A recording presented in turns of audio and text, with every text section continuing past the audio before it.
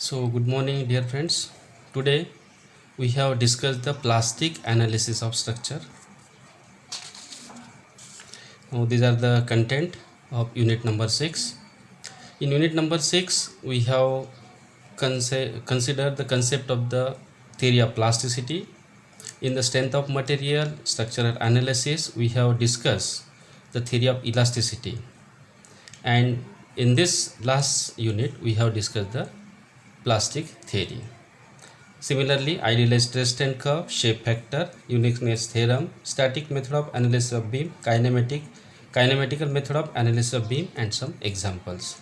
Now, in the initial lecture, we have discussed the shape factor. Now, regarding the theory of elasticity, generally in analysis of structures, we have assumed that material behave elastically, in which stress is proportional to strain. That means the material obeys the Hooke's law. This concept is used in analysis and design of structures subjected to various types of loading. For example, steel structure, RCC structures. For the design of structures, service loads or working load are considered in case of theory of elasticity. And only up to the yield point of material is considered, and hence reserve capacity of the material is not utilized. So the section is thick and not economical. Now, what is the concept of theory of plasticity? From experimental results of actual StressStrain curve of mild steel, we have discussed. It is observed that the material is neither fail at yield point, that is the yield stress, nor fail at the ultimate point, maximum stress, but it fail at maximum strain. That means elastic material have reserve capacity or strength which is not utilized in the concept of theory of elasticity. If load increases beyond elastic limit, it was observed that the section did not fail as yield strength developed only at top and bottom fiber of the section. Towards neutral axis, development of stress is less than the yield value, and that's why the section is not fail at the yield value. So to utilize such large reserve strength of the material, plastic theory was introduced by Koenigsegg. It is assumed that the structure does not fail or collapse at yield load, but there is a plasticization of inner and inner fiber. If load is further increases beyond the elastic limit, then it is observed that there is a formation of plastic hinge at neutral axis in such a way that both the zones, tension zone and compression zone, as in case of the beam flexure member. This concept is used in the design of steel structure as well as RCC, as in case of the limit state method. Now this is the idealized StressStrain curve for the mild steel. As we know that initially if we apply the load, the stress is directly proportional to strain. That means it obeys the Hooke's law, and we can say that this is the lower yield point and this is the upper yield point, in which the maximum strain is 0.002. Beyond that, there is no large variation in the stress, but there is a large variation in the strain elongation, and that's why this is a straight line. And beyond that, that means this is the plastic limit, then again load is increases, that is stress is increases, attain the maximum value, and then it will fail at the lower value. And here it is observed that experimentally we can say that we get the maximum strain epsilon. Failure will be possible at the maximum strain, not at the maximum stress, because maximum stress develop at this point. So in the theory of plasticity, we have considered up to yield point. This is say Fy, trace at the yield point Fy. It is a straight line, and beyond that we have considered the horizontal line instead of the vertical. There is a variation curve, it is a straight line, and then after that in the second section, that is the plastic region, we have considered the strain hardening. So this is the idealized StressStrain curve for the limit state of plasticity. Now what are the assumptions used? First assumption in the plastic theory, plane section before bending remains plane after bending. Second, StressStrain diagram is a straight line up to the yield point, and beyond that it is horizontal line, as we have discussed here, till the failure occur, that is strain hardening effect is neglected. StressStrain diagram is same for both tension and compression. In this assumption, we have used the mild steel material, elastic material, that is the stress strain diagram for the mild in tension as well as in compression, both will be same. Area of cross section above and below the neutral axis is same. In this case we can say that the area of the section in compression must be equal to area of the section in tension, AC is equal to AT. This is the important assumptions which is used in the analysis point of view. The effect of axial load and shear on fully plastic moment capacity of the section is neglected.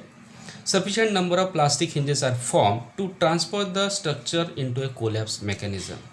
Plastic hinges are imaginary point where both zones are rotated and it will develop only at the critical section. Plastic bending moment remains constant. Now this is the idealized stress strain curve considered in the theory of plasticity. Here we have considered up to the yield point, it is a straight line, inclined straight line, and then it is a up to the maximum strain. Similarly in tension also it is symmetrical. This is the idealized stress strain curve in theory of plasticity. Now we have considered the concept of the plastic hinge. Now in this case, consider a beam, simply supported beam. Neglecting the self weight, we have considered the point load, and definitely we know that if we increase the W beginning with 0, W is equal to 0 to W is equal to W max. If there is no load, there is no bending, and we can say that there is no deflection. But if you increase the load, there is a deflection. It will deflect like this. And if you increase the load further, it is observed that if I draw the stress strain diagram, in this case we have considered the cross section, that is B by D. This is the cross section of the beam. Now stress strain diagram. Now stress strain diagram in theory of elasticity, it is a straight line. We have considered like this. This is sigma B, this is also sigma B, and in limit state of theory of elasticity, we have considered maximum is Fy or sigma y. This is the Fy or sigma y, that is the yield stress, and 0 at the neutral axis. This is the neutral axis.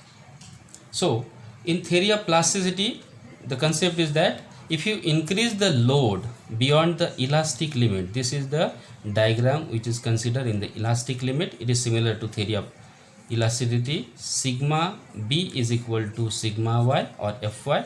Here also sigma B in compression, that is equal to sigma y. But if you increase the load beyond elastic limit, there is a plasticization of inner and inner fiber. That means if you increase the load, there is no increase in the trace, but there is a plasticization. This is the, that means this portion in plastic, this is in elastic, again this is in plastic, in compression this is in elastic. And if you again further increase the load, then we can say that there is a complete plasticization of the section takes place. That means at neutral axis, the both section, compression and the tension, above the neutral axis and below the neutral axis, rotate about the imaginary point, that is called as the plastic hinge. This is the development of plastic hinge. Now this is also sigma y, this is also sigma y, that is the yield stress in compression, yield stress in tension, and this is the neutral axis. So when we apply the load, what happens? Here it is observed that if you increase the load, definitely there is a chances of the failure of the section below the load. This is say delta max, and this point is called as the plastic hinge. This is the development of the moment in equal and opposite direction, and that's why the section will be fail, and this imaginary point where both the section rotate is called as the plastic hinge. Now if you draw the bending moment diagram, we know that it is maximum at the center or below the load in case of the point load, and this is WL divided by 4. In theory of plasticity, we have considered this value is MP, that is the plastic moment. Now this is the total description. There is a development of the plastic hinge here due to application of the load. If you increase the load W from 0 to W, that is the ultimate load, the section will be collapse at this point. This is called as the plastic hinge, and this is the MP.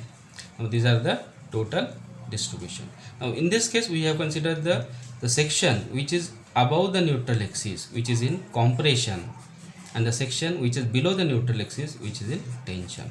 And that's why compressive force, this C force will develop, is equal to area in compression multiplied by sigma y, that is the yield stress, because we have considered this stress is yield stress, Fy or sigma y. And similarly tensile force is equal to area in tension under tension, that means this portion multiplied by sigma y. These two forces are equal and opposite, and that's why to maintain the equilibrium we can say that it develop the couple, and this couple must be equal to the plastic moment. Now this plastic moment MP is equal to, we can say that this is the plastic hinge, this distance is say either Y1 or we can say that YC, CG of the compressive force acting. This section is called as the plastic neutral axis. This axis is known as the plastic neutral axis. This is the YC. Similarly, CG of this from the plastic hinge, it is YT, tensile, and this YC plus YT, that gives the lever arm. And that's why we can say that the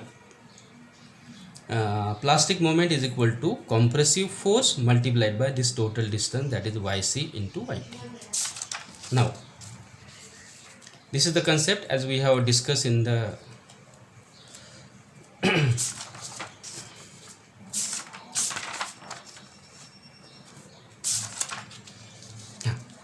now what is the plastic moment? Plastic moment is the maximum moment developed at the critical section, that is at the plastic hinge, due to the formation of plastic hinge.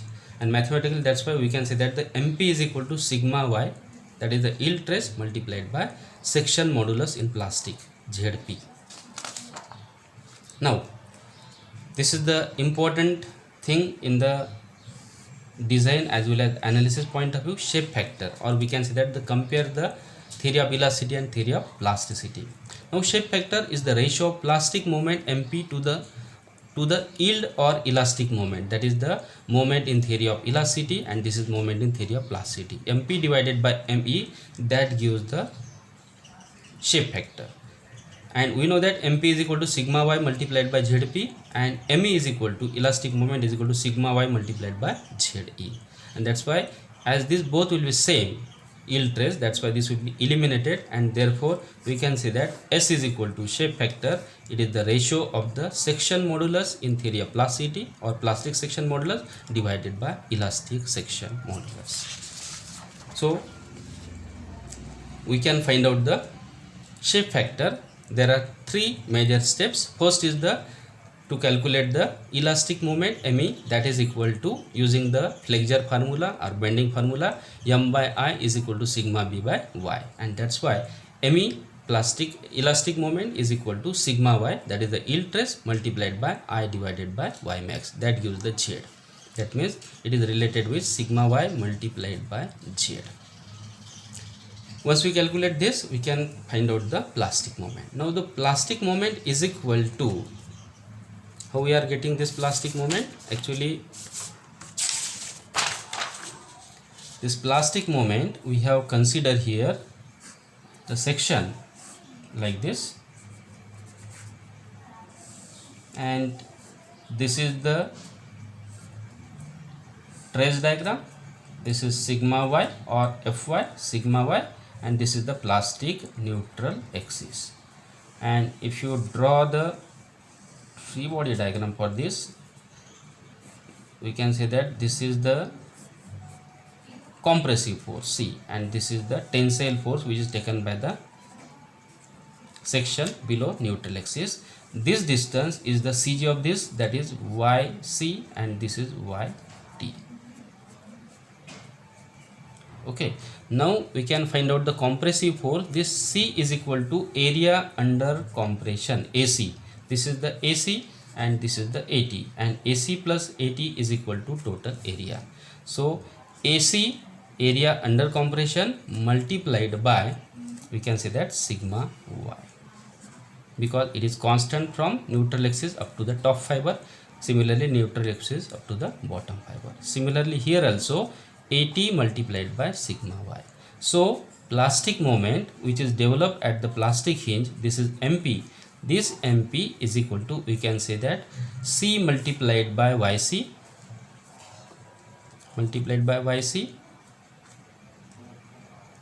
plus T multiplied by YT.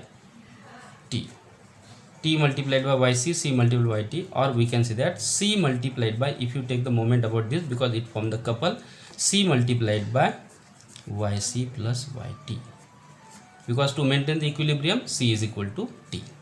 So C multiplied by YC plus YT, that gives the plastic moment. Now this MP is equal to, C is equal to area under compression multiplied by sigma y into YC plus YT. Now what is AC? As per the assumption of theory of plasticity, we can say that the area under compression must be equal to area under tension, and that's why this total area, that is the A, if you consider A is the total area of the section, here we have considered rectangular section, divided by 2. AC is equal to AT is equal to A by 2, and that's why MP is equal to A divided by 2 multiplied by sigma y into YC plus YT. Similarly, MP is also equal to sigma y multiplied by ZP. In this case, we can say that MP is equal to, equate these two things, we get this sigma will be cancelled and we get the plastic section modulus is equal to total area divided by 2 into YC plus YT. This is the ZP. So this is the calculate the plastic moment. MP is equal to sigma y, that is the yield stress, into A by 2 into YC plus YT. Now step number 3, calculate the shape factor. It may be denoted by S, it may be denoted by K or KS, like this, but S is equal to this plastic moment, it is the ratio of plastic moment divided by elastic moment, as sigma y is same, and that's why we can say that it is ZP divided by ZP. Now we have considered the one problem, rectangular section. Here we have considered the rectangular section.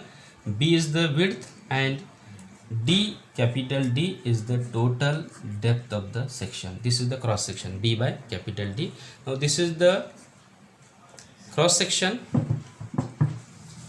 This is the trace diagram for the in theory of plasticity, and this is the, we have considered the compressive force above the neutral axis, AC, and tensile area, that is the AT, AC and AT. Okay, so compressive force, as we have discussed, we get the MP is equal to sigma y multiplied by ZP, AC is equal to AT is equal to A by 2, and therefore we get the ZP is equal to A by 2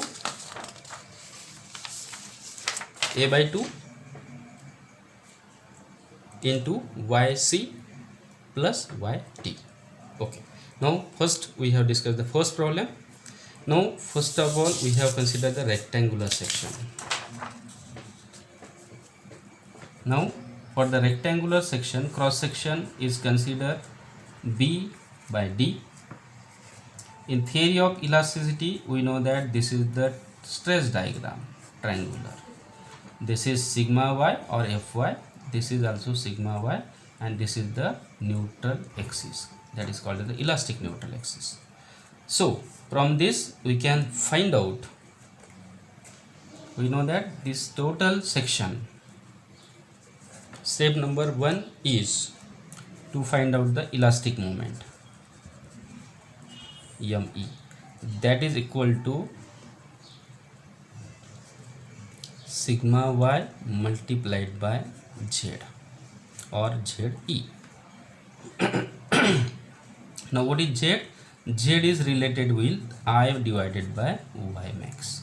Now in this case, Y max is equal to, it is symmetrical about Y axis and that's about X axis. That's why Y max is equal to, we can say that D by 2. And I is equal to B D cube divided by 12. And that's why Z is equal to I by Y max. That's why it is B D square divided by 6. So elastic moment is equal to, elastic moment ME is equal to sigma y multiplied by B D square divided by 6. Similarly, step number 2, second step, to find plastic moment which is denoted by MP, and this MP is equal to, we can say that sigma y multiplied by ZP, or sigma y multiplied by ZP is equal to A by 2 into YC plus YT. Okay, now in the theory of plasticity, we have considered same cross section D by D, but here the trace diagram is rectangular at top as well as at bottom. This is sigma y, that is the yield trace, and this neutral axis is called as PNA, that is the plastic neutral axis. This is the elastic neutral axis and this is the plastic neutral axis. If the cross section is not same, this is not coincide. So we have considered tensile force taken by this, say T, compressive force taken by the section above neutral axis C, and this distance, that means CG of this section is D by 2. Therefore CG of this from this is, we can say that YC, and CG of this D by 2 section, that is also equal to YT. And this is the, at this point there is a development of plastic moment MP. Okay, now what is the area? Area is equal to B by D, and YC is equal to YT. As it is symmetrical, this is also rectangular, this is also rectangular, and cross section is B by D by 2 and B by D by 2. That's why YC is equal to YT is equal to D by 2 divided by 2. That's why it is D by 4. Okay, so we get the MP is equal to sigma y into area, that is BD divided by 2, multiplied by YC, that is D by 4 plus D by 4, YC plus YT. So MP is equal to sigma y into B into D, that is BD square divided by 2, and this is 2, that's why we get 4. Sigma y multiplied by BD square divided by 4, that is the MP.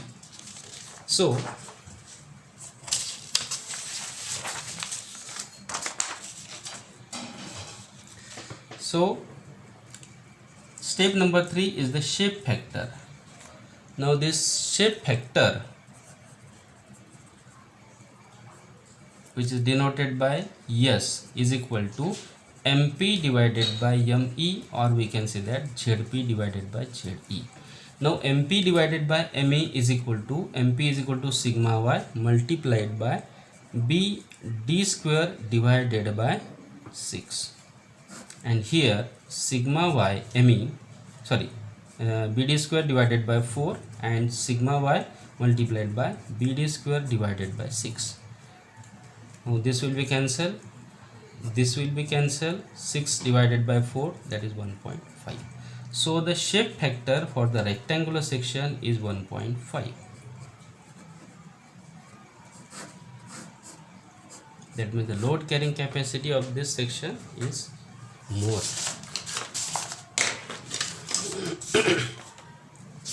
Now this is the first example.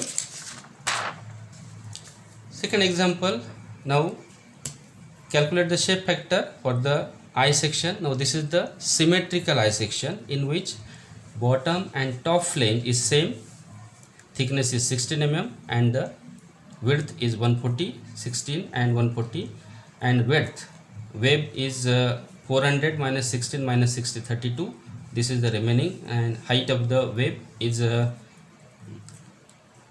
is the 32, 760, 368, and thickness is 9. Now this is the stress strain diagram in theory of elasticity, and this is the stress strain diagram in theory of plasticity. There are two forces, one is the compressive force, second is the tensile force, and this distance y1 or yc is related with the CG of this section, and y2 or yt is related with the CG of this section. Now step number 1, we can find out the elastic moment. Now elastic moment, ME is equal to sigma y or Fy, that is the yield stress, into I divided by Y max. Now we can find out the I for the I section. Now this I section is symmetrical about the x-axis axis, so as well as y axis, so yt is equal to yb. Both will be same. Yt is equal to yb. Now y max is equal to, we can say that yt or yb, that is equal to total depth of the I section. Now in this case we can take the total depth, that is equal to 400 divided by 2, that gives, this is 200, this is also 200. So yt is equal to yb is equal to 400 by 2, that's why it is 200. So I is equal to, here as it is symmetrical, that's why we have considered the top and bottom flange is same. This is 140 by 16, this is also 140 by 16, that's why 2 times of 140 is the width multiplied by depth 16 mm, thickness of the flange 16 mm divided by 12, BD cube by 12, plus A1 H1, area is equal to 140 into 16 multiplied by H. Height is equal to, CG is 200, total CG of the total section is 200 minus CG of the bottom, it is 16 divided by 2, that is 8. So second, that is the web. For web this is 9 and this total distance is 368, that's why BD cube divided by 12. This distance is same and that's why A square is 0. So we get the I is equal to 202.53 into 10 raised to the power 6. Now ME is equal to, elastic moment is equal to sigma y or Fy